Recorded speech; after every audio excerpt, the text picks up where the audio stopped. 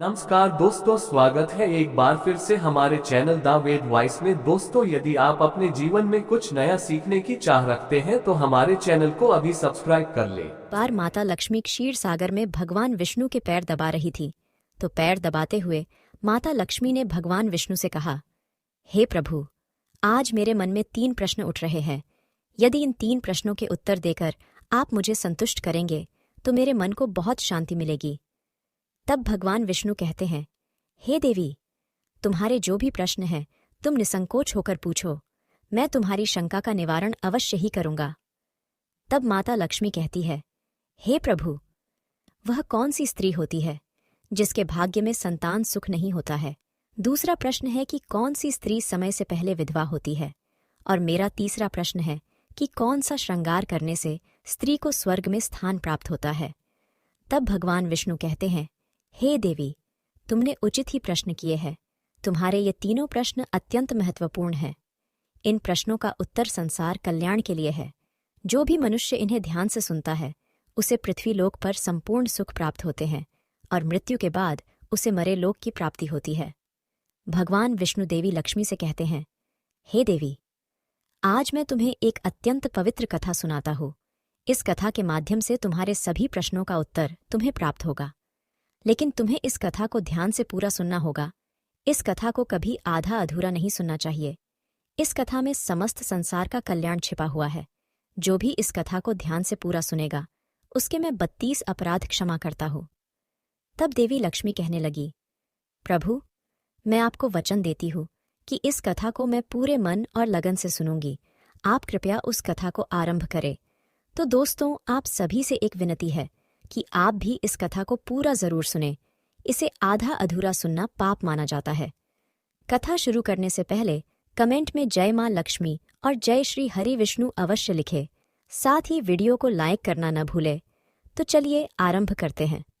भगवान विष्णु कहते हैं, हे देवी, एक समय की बात है। मध्य देश में एक छोटा सा नगर था। उस नगर में एक सेठ रहता था। उस सेठ के 2 पुत्र थे और सेठ के दोनों बेटों का विवाह भी हो चुका था। सेठ के घर में किसी चीज की कोई कमी नहीं थी, किंतु सेठ की पत्नी का स्वभाव अत्यंत दुष्ट था। सेठ की पत्नी और सेठ के बड़े बेटे की पत्नी दोनों का ही स्वभाव दुष्ट था। सेठ की पत्नी अपनी बड़ी बहू का तो बहुत लाड प्यार करती थी, किंतु छोटे बेटे की पत्नी के साथ बुरा व्यवहार करती थी। घर की सबसे छोटी बहू अर्थात छोटे बेटे की पत्नी बहुत अच्छे स्वभाव की, ईश्वर पर श्रद्धा रखने वाली पतिव्रता नारी थी। वह अकेले ही घर का सारा काम किया करती थी और गृह कार्य में दक्ष थी। इतना अच्छा स्वभाव होने के बावजूद भी उसकी सास उसके साथ बुरा व्यवहार करती थी, उसका हमेशा अपमान करती थी। इसके पीछे का कारण बस इतना था कि बड़ी बहू को एक पुत्र था और छोटी बहू ने पुत्री को जन्म दिया था। पुत्री को जन्म देने के कारण सेठ की पत्नी अपनी छोटी बहू को बार बार ताना मारा करती थी। लेकिन वह बेचारी कर भी क्या सकती थी? जो भाग्य में लिखा होता है उसके साथ वही होता है। भगवान विष्णु कहते हैं, हे देवी, अब मैं तुम्हें छोटी बहू की कहानी सुनाता हूँ। इससे तुम्हें पहले प्रश्न का उत्तर प्राप्त हो जाएगा कि कौन सी स्त्री को पुत्र प्राप्ति नहीं होती है। हे देवी, सेठ की जो पत्नी थी वह पहले से ही दुष्ट और कुटिल स्वभाव की थी। उससे उसकी सास भी परेशान थी। सेठ की पत्नी अपनी छोटी बहू को सबसे ज्यादा दुख देती थी। छोटी बहू का नाम था सुकन्या और सुकन्या को सताने में उसकी सास को बहुत आनंद आता था।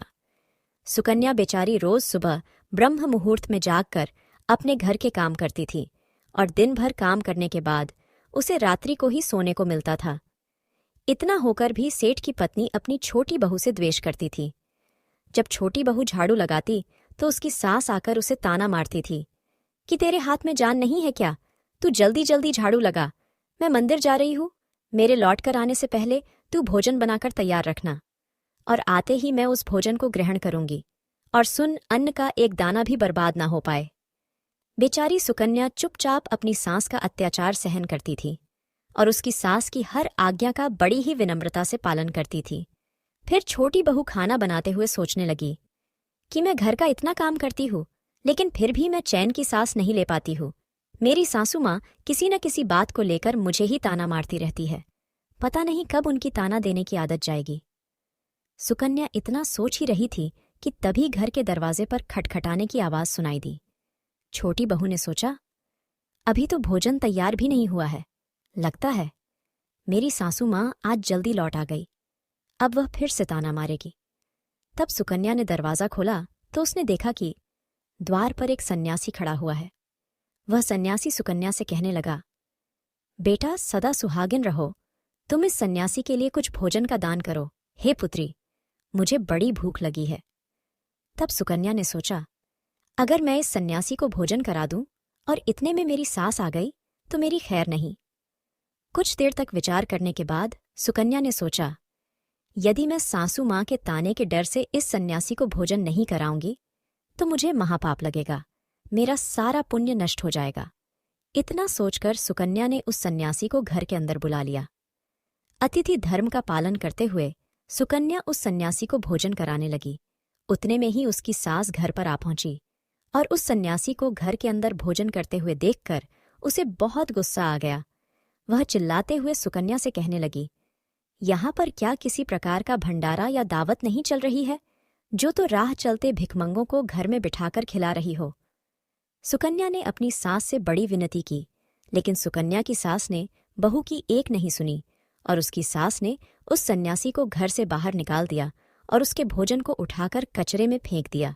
उसके बाद वह सास सुकन्या पर गुस्सा करने लगी, अरे दुष्ट औरत, मैंने तुझे कहा था कि अन्न का एक दाना भी बर्बाद नहीं होना चाहिए, लेकिन तूने क्या किया, उस भिखमंगे को इतना सारा भोजन दे दिया। सुकन्या डरते डरते बोली, सासू माँ, मैंने सन्यासी को अपने हिस्से का भोजन दिया है, इसमें आखिर इतना गुस्सा होने की क्या बात है।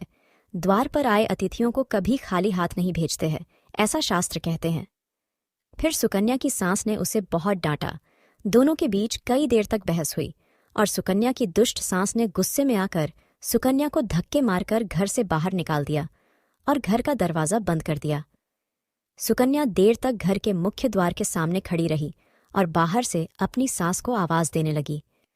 सुकन्या की सास ने एक नहीं सुनी और उसे घर के अंदर आने नहीं दिया। फिर सुकन्या दुखी और उदास होकर अपने मायके के लिए निकल गई। मायके जाने के रास्ते में बहुत बड़ा जंगल पड़ता था। सुकन्या भूखी प्यासी रहकर उस जंगल के रास्ते पर से चलने लगी। तभी उसी समय अचानक जोर जोर से बादल गरजने लगे और मूसलाधार बरसात होने लगी। बारिश से बचने के लिए सुकन्या एक वृक्ष के नीचे जाकर खड़ी हो गई। वहां पर सुकन्या ने देखा कि पेड़ के नीचे में कोटर बना हुआ है। फिर वह बिना देरी किए जल्दी से उस कोटर में घुस गई। कोटर में जाने के बाद सुकन्या ने देखा कि अंदर कोई साधु महात्मा बैठे हैं।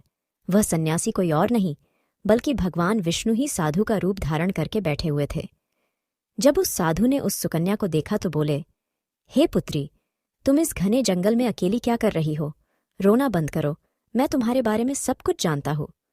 तुम्हारे ससुराल वाले अत्यंत दुष्ट स्वभाव के हैं और वे तुम्हें बहुत दुख देते हैं। इसका कारण केवल बस इतना है कि तुम्हें पुत्र की प्राप्ति नहीं हुई है। पुत्री को जन्म देने के कारण तुम्हें तुम्हारी सास के ताने सुनने पड़ते हैं। हे पुत्री, तुम चिंता मत करो, मैं तुम्हें एक पर्ची देता हूँ। इस पर जो भी उपाय लिखा हुआ है, तुम उस उपाय को पूरे मन के साथ करो, फिर तुम्हें एक गुणवान पुत्र की प्राप्ति होगी। फिर सुकन्या ने वह पर्ची ली और वह साधु वहां से अचानक से गायब हो गए। यह चमत्कार देखकर सुकन्या बहुत प्रसन्न हुई और जब बारिश रुकी तो सुकन्या का पति उसे ढूंढते हुए उस स्थान पर पहुंच गया। सुकन्या ने अपने पति को सारी हकीकत बता दी और फिर दोनों ने ही घर वापस न जाकर उसी जंगल में रहने का निर्णय लिया। वहीं पर रहते हुए एक दिन सुकन्या के मन में पुत्र प्राप्ति का ख्याल आया और वह मन ही मन सोचने लगी कि यदि मेरा भी कोई पुत्र होता तो आज ससुराल में मुझे बहुत ज्यादा इज्जत मिलती। तभी सुकन्या को उस साधु के द्वारा दी गई पर्ची की याद आ गई और फिर जब उसने वह पर्ची खोलकर पढ़ा तो उसने देखा कि जो स्त्री पुत्र प्राप्ति की कामना रखती है उसे रात्रि में अपने पति की बाईं तरफ सोना चाहिए। ऐसा करने से कुछ समय बाद में बाईं करवट लेटने से नाक का दाहिना स्वर और दाहिनी करवट लेने से नाक का बायां स्वर चालू हो जाता है। फिर जब पुत्र की इच्छा हो तो उस स्थिति में मिलन से पहले यह निश्चित कर लेना चाहिए कि पुरुष का दायां स्वर चलने लगे और स्त्री का बायां स्वर चलने लगे और उसी समय पर गर्भधान किया जाना चाहिए। ऐसा करने से निश्चित ही पुत्र की प्राप्ति होती है। इसके विपरीत नाक के स्वर चलने से पुत्री की प्राप्ति होती है।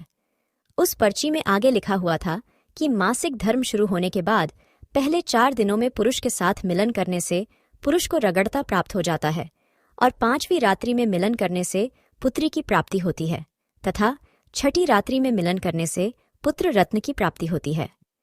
7वीं रात्रि में मिलन करने से वंध्या पुत्री होती है। 8वीं रात्रि में मिलन करने से बलशाली पुत्र की प्राप्ति होती है। 9वीं रात्रि में मिलन करने से सुंदर कन्या की प्राप्ति होती है तथा 10वीं रात्रि में मिलन करने से विद्वान और अति श्रेष्ठ पुत्र की प्राप्ति होती है। 11वीं रात्रि में मिलन करने से सुंदर आचरण वाली कन्या प्राप्त होती है। 12वीं रात्रि में मिलन करने से गुणवान पुत्र होता है। 13वीं रात्रि में मिलन करने से लक्ष्मी स्वरूपा पुत्री होती है। 14वीं रात्रि में मिलन करने से गुणवान, बुद्धिमान तथा बलवान पुत्र होता है। फिर सुकन्या ने मासिक धर्म के बाद 14वीं रात्रि में अपने पति के साथ मिलन किया और उसके बाद गर्भ धारण किया। फिर दूसरे दिन सुकन्या का पति जंगल में लकड़ी काटने के लिए चला गया और सुकन्या घर पर पड़ी रही। फिर अचानक से तेज तूफान आया और सुकन्या की झोपड़ी उड़ गई।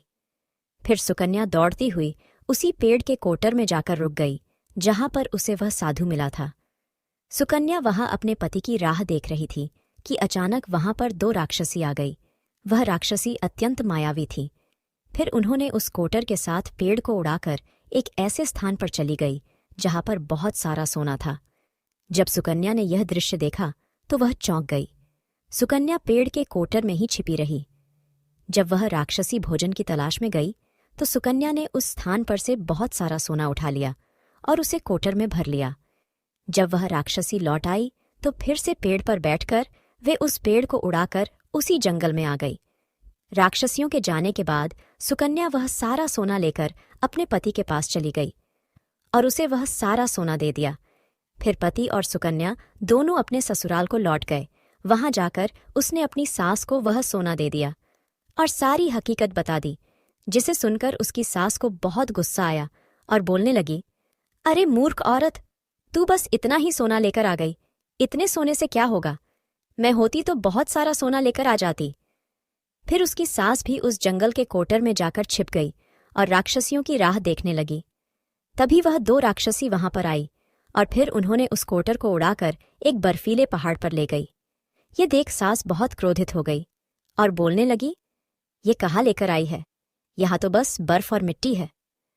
तभी उन राक्षसियों ने उसकी आवाज सुनी और देखा तो एक बूढ़ी औरत पेड़ के कोटर में छिपकर बैठी है। फिर उन्होंने उस सास को बाहर निकाला और उस बर्फीले पहाड़ पर फेंक दिया।